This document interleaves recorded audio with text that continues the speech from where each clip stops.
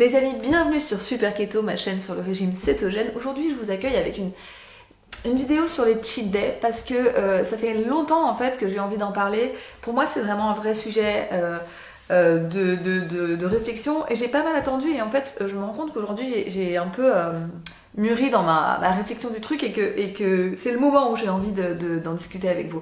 Et c'est vrai qu'en régime cétogène, la question revient beaucoup. Est-ce que il faut faire des cheat days ou est-ce qu'à l'inverse c'est contre-productif d'en faire par rapport à la cétose? Donc voilà, on va parler de ça aujourd'hui. Et si ce sujet vous intéresse, eh bien n'hésitez pas à liker cette vidéo, ça vous coûte vraiment quasiment rien et moi ça m'aide beaucoup pour la suite.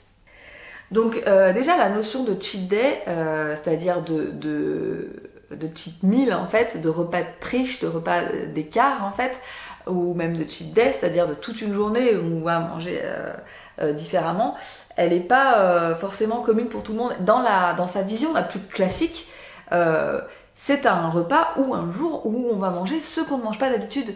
Donc comme en régime cétogène, on ne mange jamais de glucides, ou très peu, eh bien le cheat meal va être par opposition le repas où on va avoir tendance à manger tout ce qui est glucides, tout ce qui est sucré et tout ce qu'on ne peut pas manger d'habitude. Alors ce genre de cheat là, moi je n'en fais pas et je n'en ai jamais fait. Et en tout cas, donc, je vais essayer de vous expliquer pourquoi, mais dans un premier temps, je vous déconseille vraiment d'en faire lorsque vous êtes en phase d'adaptation parce que pour le coup, j'ai pas d'hésitation là-dessus. Je pense vraiment qu'en phase d'adaptation, c'est complètement contre-productif parce que je le vois en coaching que même quand l'alimentation est carrée, l'organisme a quand même du mal au début à s'habituer à utiliser des cétones et des acides gras. Les gens mangent bien, ils suivent le plan et pourtant ça se passe pas. Mais parce qu'il faut du temps. Et donc si pendant cette phase vous vous amusez à faire des recharges glucidiques, vous donnez l'occasion à votre organisme d'utiliser autre chose que des acides gras et des cétones, pas de souci, hein, il va se jeter sur l'occasion. Et vous, au lieu de gagner en flexibilité métabolique, vous perdez du temps. Donc vraiment, à mon avis, en phase d'adaptation, il faut éviter de faire des cheats, il faut éviter de faire des recharges glucidiques, même si vous avez lu sur X et Y forum qu'on peut. Parce que on n'est pas tous égaux en métabolisme et certains d'entre nous ont une flexibilité métabolique que d'autres n'ont pas. Et c'est pour ça qu'il y en a qui s'adaptent en 3 semaines et puis d'autres en plusieurs mois. Et on n'est pas tous pareils. Mais vraiment, pour moi, la règle c'est en phase d'adaptation, non. Mais j'ai envie de vous dire qu'après, lorsque vous êtes adapté, c'est-à-dire que lorsque le métabolisme est s'auto-adapté et qu'il a acquis au bout d'un certain nombre de mois, la flexibilité métabolique qui lui permet de switcher des glucides aux acides gras, d'un point de vue purement théorique, qu'est-ce qui vous empêche de faire une recharge glucidique? C'est-à-dire que si, par exemple, vous n'êtes pas particulièrement dans une démarche de perte de poids rapide, vous êtes juste en régime cétogène comme ça parce que ça vous convient, parce que ça vous donne de l'énergie, ou si même vous êtes dans une démarche de perte de poids mais qui n'est pas forcément pressée, vous pourriez très bien vous dire, voilà, je suis céto-adapté, je fais un cheat meal, et puis ensuite, pendant 2-3 jours, je ne serai pas en cétose, c'est pas grave, je vais un petit peu galérer avec l'énergie, c'est pas grave, et puis après, je reviens tranquillement dans ma cétose. Dans le fond, d'un point de vue théorique, rien ne vous empêche de faire ça. Si vous êtes céto-adapté, vous devriez pouvoir retrouver votre céto-adaptation en quelques jours, voire une semaine. Simplement, ce genre de cheat meal, moi personnellement, je ne l'ai jamais fait, donc je n'ai pas l'expérience de ça et si vous voulez, je ne sais pas combien ça prendrait pour moi de revenir en cétose, combien ça prendrait de temps, qu'est-ce que ça me coûterait en termes d'énergie, qu'est-ce que ça me coûterait en termes de prise ou perte de poids, qu'est-ce que ça me coûterait en termes de digestion. Toutes ces informations finalement je les ai pas parce que de la littérature là-dessus il n'y en a pas et parce que du coup mon expérience je ne l'ai pas. Moi en revanche j'ai une autre vision du cheat meal. C'est vrai qu'en 3 ans et demi de régime cétogène, je vais pas vous dire que j'ai tous les jours de ma vie eu une alimentation cétogène au carré. Je n'ai jamais fait de recharge glucidique, c'est pas pour autant que ma diète est toujours parfaite.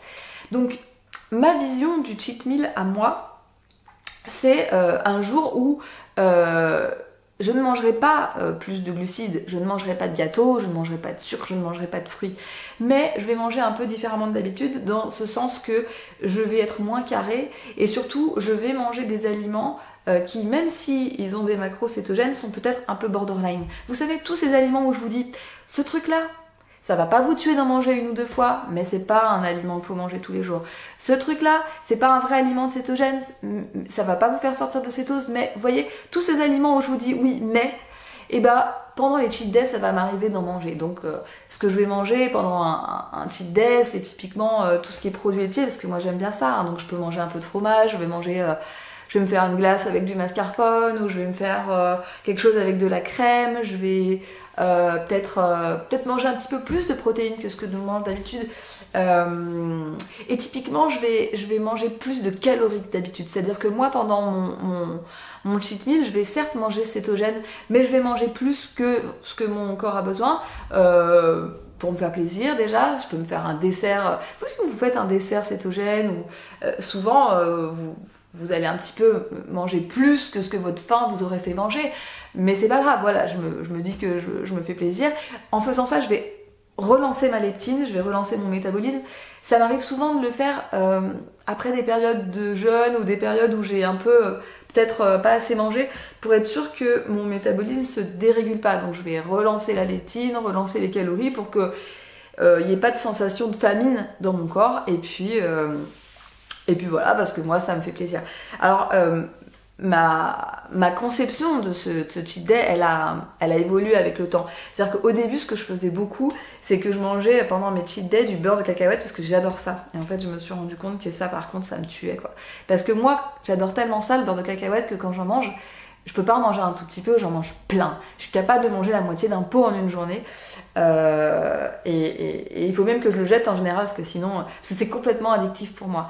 Et si je fais ça, si je mange plein de beurre de cacahuète, je peux vous garantir que pendant 3 jours j'ai plus de digestion. Pendant 3 jours j'ai les intestins tordus de douleur, et puis je suis fatiguée, et puis ça va pas. Enfin, même si j'en mange moins que ça, je sais que ça va pas. C'est quelque chose de personnel, hein, mais avec le temps j'ai compris que ça fallait pas le faire.